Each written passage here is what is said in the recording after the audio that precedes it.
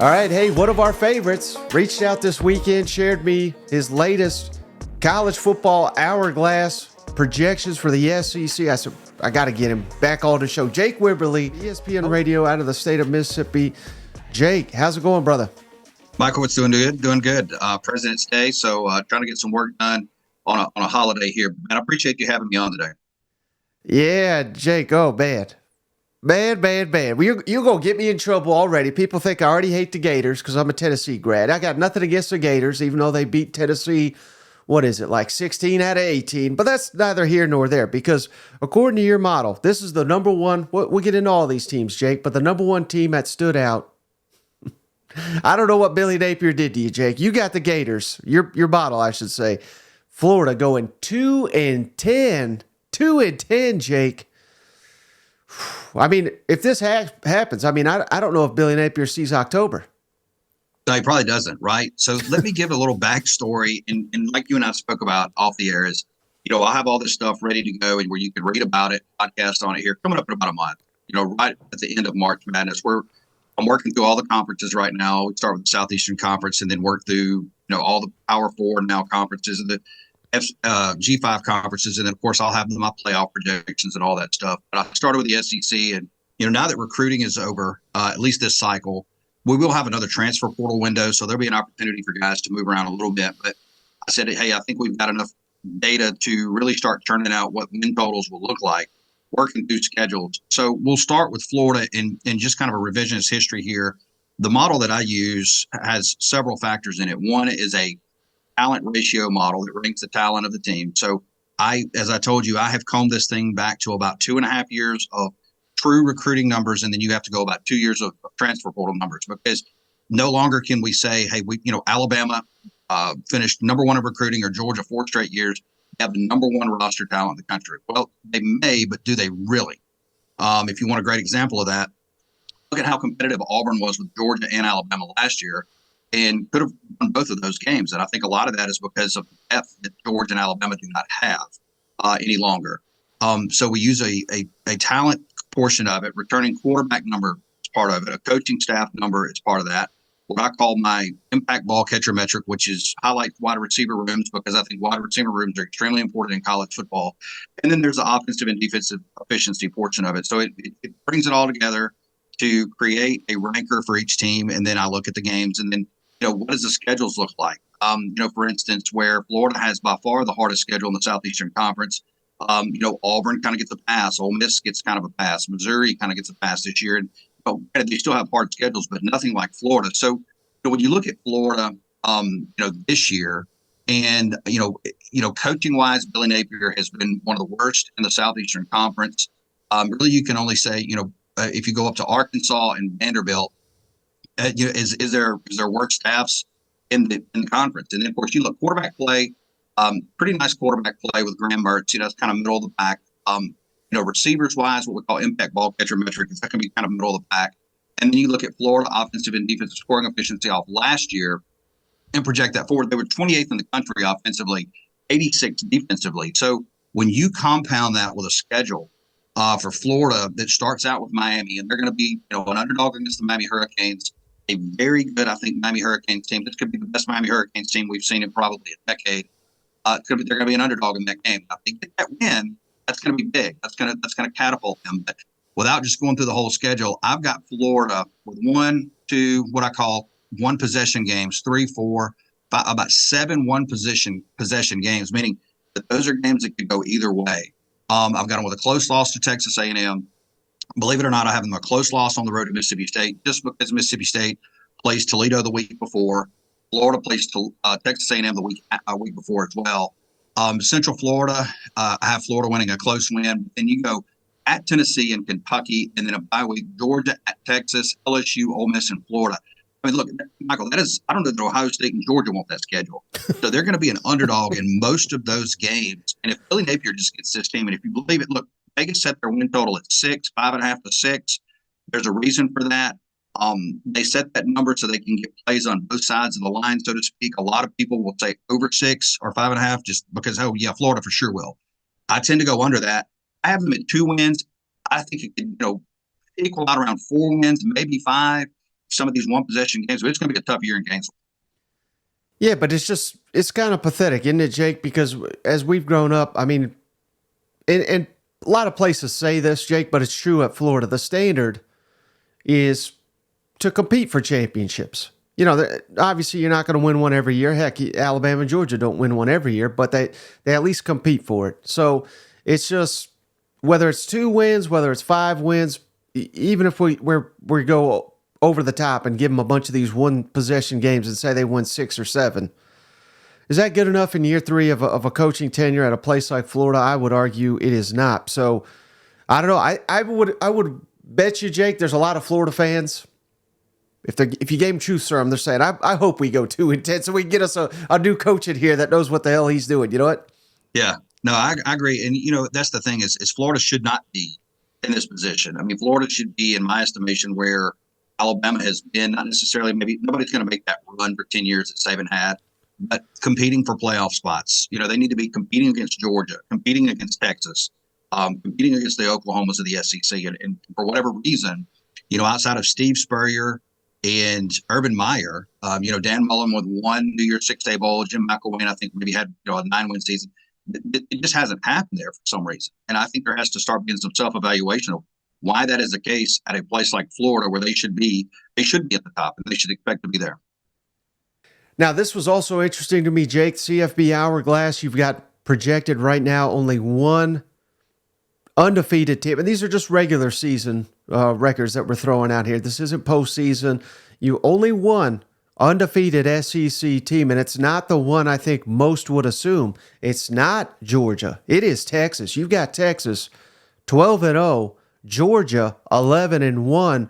And I'm going to make an assumption, but you let me know. Is that because Georgia has to go to Texas, to Alabama, and to Ole Miss? Or the schedule after last season that was kind of joked all off season. What a pathetic schedule this is. They have done a 180 on the Bulldogs. They got a very, very difficult slate here.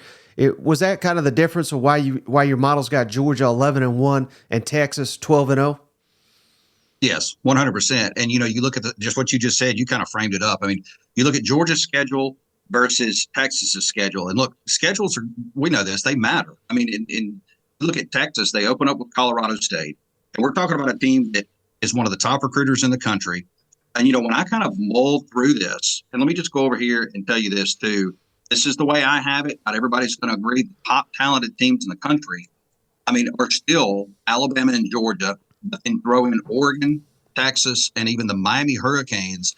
And Michael, there's not a whole lot of difference between those teams as far as talent. When you start, bringing in the transfer portal rankings, you start bringing in everything that's going on with roster churn and attrition. But back to Texas, one of the best rosters in the country.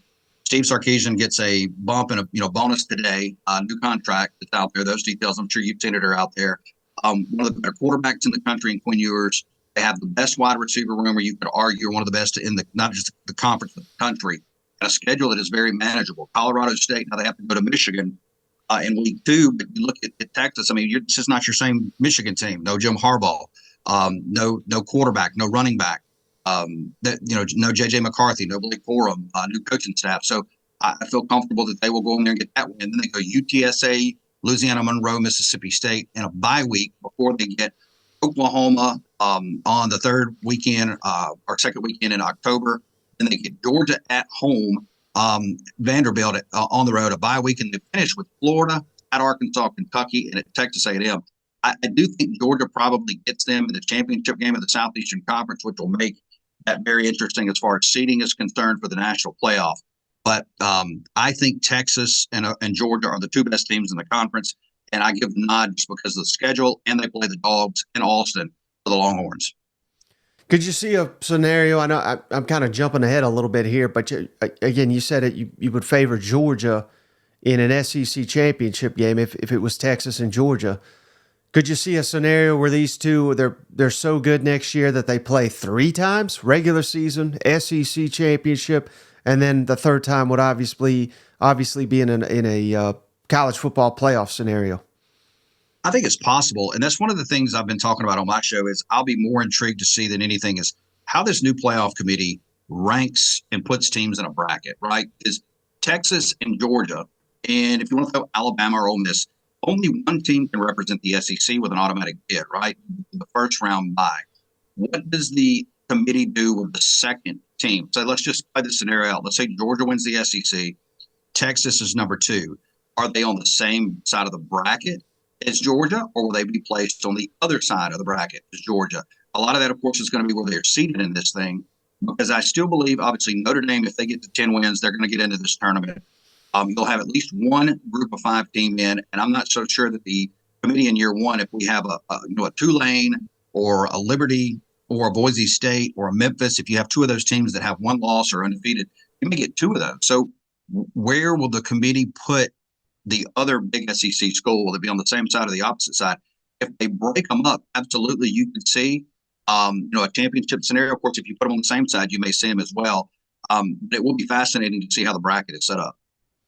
Now, your model's also got Ole Miss at 11-1. That's pretty fascinating. That's what you want to see if you're an Ole Miss fan, with all the NIL, the coaching staff continuity, the leaders from last year, a lot of them coming back to Oxford for another season. So safe to assume you got Ole Miss as a college football playoff team here at 11-1. Yeah, I haven't chalked through the whole country, but I would fair say if they go 11-1, they're going to be in this playoff. And look, again, I always say, don't apologize for your schedules, but you're talking about Lane Kiffin, who you're bringing back majority of a team that just won 11 ball games this past year. They made Penn State look lethargic and slow in the Peach Bowl. Obviously, they lost Quinshon Judkins to Ohio State, but I feel that they'll be able to replace that production one way or the other. We know about the transfer portal haul, but Michael, they go Furman, Middle Tennessee, at Wake Forest, Georgia Southern, Kentucky, and at South Carolina. They should sleepwalk through that. I mean, if we're being honest. And then they host LSU at home, and they get the Tigers. The Tigers will have a bye week coming into that game. They get them at home before they get a bye. Now, here's where it gets really, dicey for them. They'll go Oklahoma at home, at Arkansas, and host Georgia. They need to go 2-1 in that stretch. I like them with a close win at Arkansas, Oklahoma, a win on the road at Arkansas, a loss to Georgia, and then they finish up with Florida and Mississippi State. But, here's the thing, too. I don't know how many teams can go 10-2. Because we don't have divisions anymore. So you could see a scenario where you have a 0-loss Texas or Georgia, a 1-loss Texas or Georgia, a couple 10-2s and some 9-3s in there. And I just don't know how many. We assume the committee is going to give 4 teams, bids to the playoff. But I think it's razor thin when you start talking 10-2. 11-1 gets you in. 10-2, believe it or not, you may be left out. Well, that naturally goes to my next question. We're going to find out how much Cousin Shane loves you right here, Jake, because you got Tennessee 10-2. Is it 10-2? I'm just going to assume that that's good enough. Now, it's not always going to be the case, but I'm going to assume, Jake, that a 10-win SEC team is going to make the college football playoff. So, I don't know, where would you lean on that? If Tennessee goes 10-2, they play Georgia, they play Bama, they play at Oklahoma. A lot of difficult games for Tennessee. If they're winning 10 games, we have to assume Nico's the real deal. One of the best offenses in the country, I would think, with winning 10 games. Would a 10-2 Tennessee, do you think they would deserve to make the college football playoff? Yeah, I think they would deserve to get in. And, let's just play this out. If I go to my final, if this works out right, you go Texas will be number 1, Georgia 2, Ole Miss 3, Tennessee 4, followed by several 9-win teams and, LSU, Oklahoma, Auburn, Texas A&M. But I think so. Just looking at Tennessee real quickly, I have their losses at Oklahoma and then against Georgia. I think I like the matchup with Alabama at home. And then the rest of the schedule, they should be favorites against NC State, Kent State, Chattanooga, Arkansas, Florida, Kentucky, Mississippi State, UTEP, and Vanderbilt. So they should be favorites in those games. But again, the problem, and I'll know this once we work through this and just for fun to see what happens is, in the ACC, for instance, if you get a 1-loss Florida State and a 1-loss Miami and then maybe a 1-loss Clemson, that creates problems. How many teams will get bids out of the Big 12? Will it just be the champion, or or will they give it to another one? How many teams out of the Big 10? So to answer your question, I think at 10-2, Tennessee would make a strong case, especially when you start talking strength of schedule numbers and having to play Oklahoma, having to play Georgia. having to play Texas or excuse me, Alabama, that they would have a strong resume for it. But again, I think you're kind of crossing your fingers at 10-2. But I like Tennessee this year a lot. Now, you said there we got a couple teams at 9-3, but I want to ask specifically about one real quick. Oklahoma, the Models got the Sooners going 9-3 in their debut SEC season. Got kind of a two-parter here, Jake. How difficult is it to project Texas and Oklahoma, given that they're playing in a new conference, obviously, with a much more difficult slate? And how big of a surprise do you think it would be around the country if Texas comes into this league, goes undefeated, and Oklahoma comes into this league and wins 9 games right off the bat? How surprising do you think that would be to the rest of the country that Texas and Oklahoma would be arguably two of the better teams in the entire SEC right off the bat? I think nationally that would be a heck of a story. A lot of people, and this is just me, still view the SEC. Now, there's a couple things here. One, we know the SEC does have the most talent in the country. If you don't believe it, just watch the NFL draft coming up here in April, and we'll see it every year. SEC leads the charge. But the SEC around the country still has a stigma that, hey, this is top to bottom, a defensive first league. When in reality, the league has kind of fallen off. I mean, if you look at some of these numbers last year, Vanderbilt 101 in defensive scoring efficiency, Arkansas 41, South Carolina 55, Florida 86. I mean, you go down the list here, Ole Miss at 32. I mean, there's a lot of teams that have fallen off defensively. So when you look at Texas, to me, I don't think Texas would be as big a surprise because they played in the college football playoff this year. They had the 17th best offense and the 8th best defense nationally. Steve Sarkisian has really done a great job with his staff teeing this Texas Longhorn team up, I think, to compete week in and week out. Oklahoma, though, last year they were 9th in the country in offensive scoring efficiency and 11th defensive scoring efficiency in the Big 12. But there's a lot that they've had to replace. They've had to find a new quarterback. Dylan Gabriel's off to Oregon. They've lost a lot of offensive linemen, but they have recruited well and done a decent job in the transfer portal. And, when you look at Oklahoma, as far as their schedule is concerned, Temple, Houston, and Tulane in the non-conference, their first SEC game, obviously, Tennessee will come calling. Then at Auburn, I think that's a game that they can go get. That will probably be a 4-quarter type ball game. Texas neutral site game after a bye week. South Carolina at Ole Miss, another non-conference game against Maine. They play Missouri, Alabama, and at LSU. So, you look at Vegas right now with Oklahoma, they have their win total at 8. I have them a game over at 9. I wouldn't be surprised if they go 8-4, 7-5, but I have them, winning a couple one possession games that I think they can get. So, again, I look at these numbers and then I say, what does Vegas say? Vegas has them at 8. I have them at 9. Mm-hmm. And like I said, so you got a couple, your model's got a couple teams at 9-3, LSU, Oklahoma, Auburn, and Texas A&M. Is that, I don't know if this is a way to really ask this, Jake, but is there one of these that stand out or not really, given that they're all projected to be 9-3? Again, some of that's schedule, some of that's talent, all that. Is there one of these teams, or are they all kind of so close together? What's your thoughts on maybe one of these that is maybe a hair above the rest? LSU, Oklahoma, Auburn, and Texas A&M. I think if I had to pick, it would be LSU. Because when I look at the overall power ratings in the conference, LSU checks in as the 5th best power rated team. And I'll send you all this. We'll put this out. Power ratings wise, overall, what that means for me is how do they score? How am I scoring these teams? And for instance, for a benchmark, Georgia scored 152.57. Texas under them at 135.85. Now that seems like a big gap, but it's really not that big of a gap. Followed by Alabama, Ole Miss, and then LSU.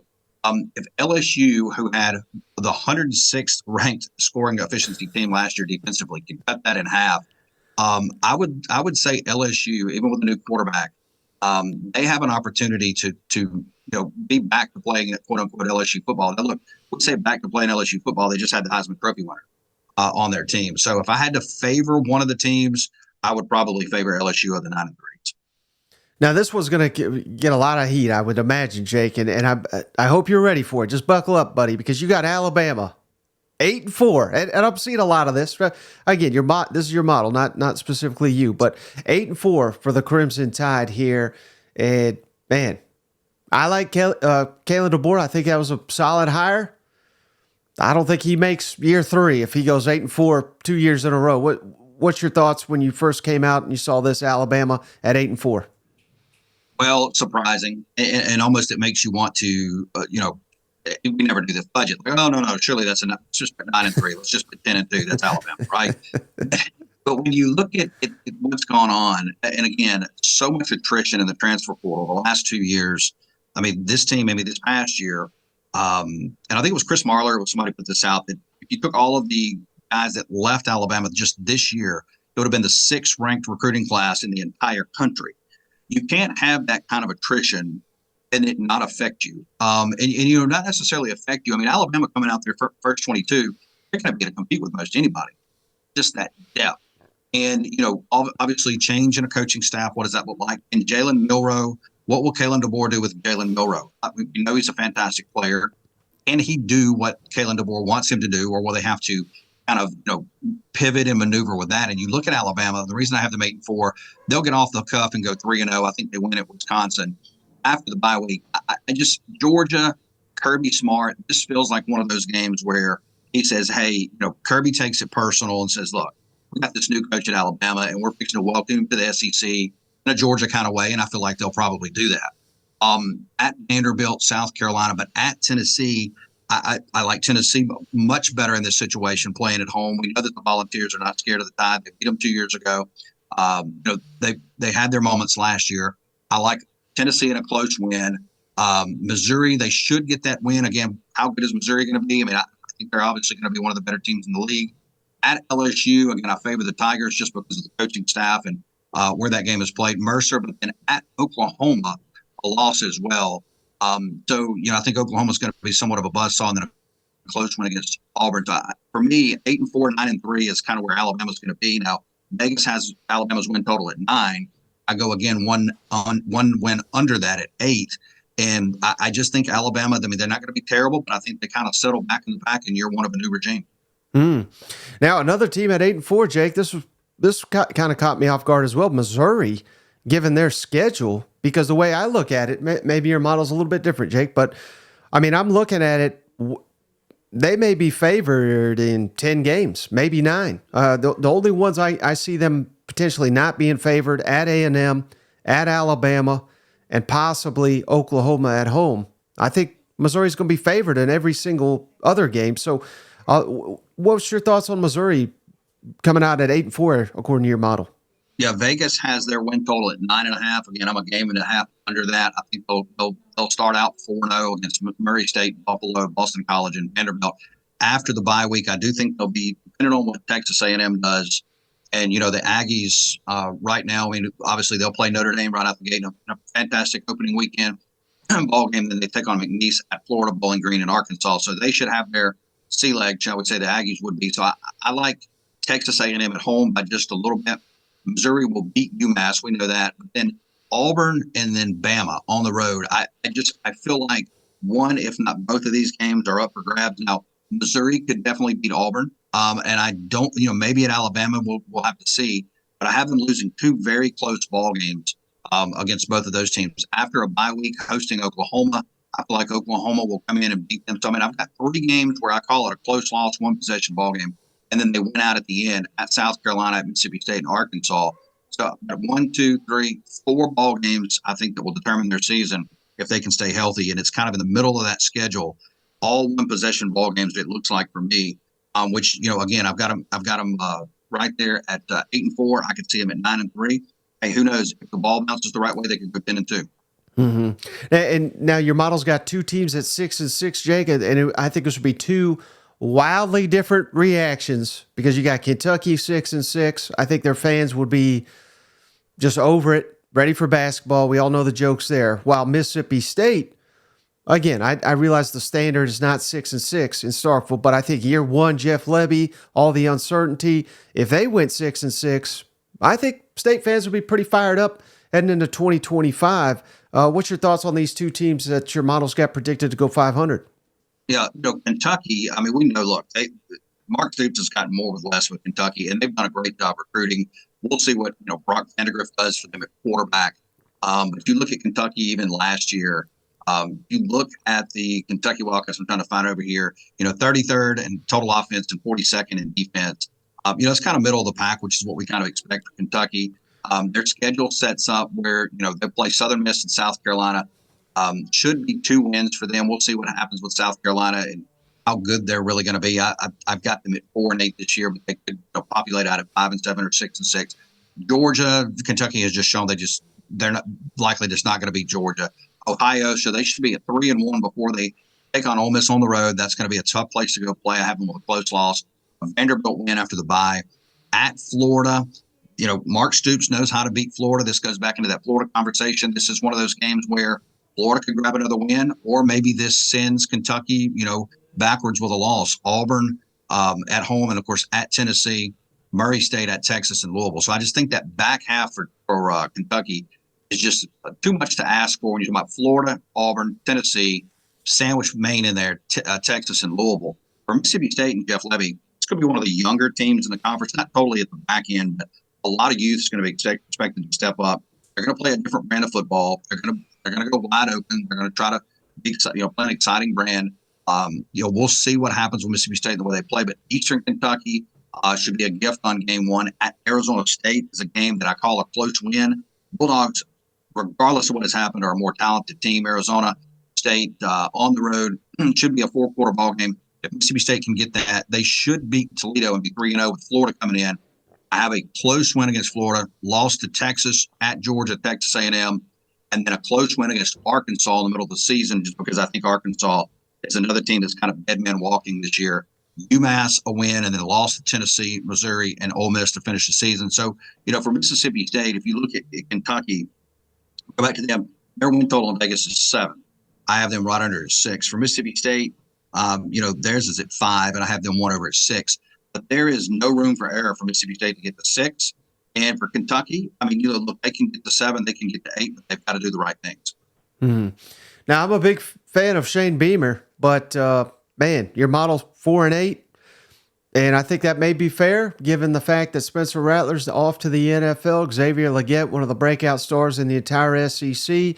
Both those guys off the roster, so they need a lot of help. And when they had those guys, they still couldn't make a bowl game. So how surprised were you that the model has South Carolina regressing yet again, 4-8? And as popular as Shane Beamer is, I don't know how many 4-8s he's going to survive in Columbia. Yeah, the question is who plays quarterback. When you talk about a couple of journeymen there on that roster and a schedule that does not lend itself to a lot of success. Obviously Old Dominion and at Florida. If they could, at Kentucky, if they could go to Kentucky and get the win and get to 2-0, that would help them mightily. But I think that they lose that ball game. LSU at home, Akron before bye week. I have them 2-2 going into the first bye. And it's similar to Florida. Ole Miss at Alabama, at Oklahoma, take a break, Texas A&M, Vanderbilt, and then Missouri, Wofford, and Clemson. So, they're going to be underdogs in several of these games. At Clemson, they'll be an underdog. They'll be an underdog probably against Missouri, Texas A&M, Oklahoma, Alabama, Ole Miss, Kentucky, and LSU. So schedule does not lend itself for a lot of success, in my opinion, for South Carolina this year. Yeah, and then kind of a similar deal, man. Sam Pittman, one of the most beloved figures in the SEC. They're going to your model's got them at 3-9, same as Vanderbilt, but 3-9. Those fans deserve a hell of a lot better than that. And we won 9 games a couple years ago in Fayetteville, and things have clearly just kind of gone backwards on us here. So how many? Let's try to give some fans some hope here. How many of these are one possession games that Arkansas maybe could flip to have a much better record than 3-9 as your model currently projects? I think there's 3 out there or 4. Look, that Oklahoma State game on week 2, a lot's expected out of McNuggie's team this year in the Big 12. If they could go in and grab a game right there in week 2, they'll beat UAPB and UAB on each side of that. That would get them to 3-0. At Auburn, if they're 3-0 going to Auburn, there'll be some hope there. But I think that's a one possession game. You look at Mississippi State on the road, it's a one possession game. Typically, Ole Miss and Mississippi State going to Arkansas is very tough for those two teams. I would like to think that Ole Miss-Arkansas game is going to be close. There's another one-possession game out there as well. So, just say 3 or 4. You could see an instance where they win their non-conference. If they can beat Oklahoma State, they win their non-conference out and then grab a couple games and get to 6-6. And I think that would be a win for Sam Pittman.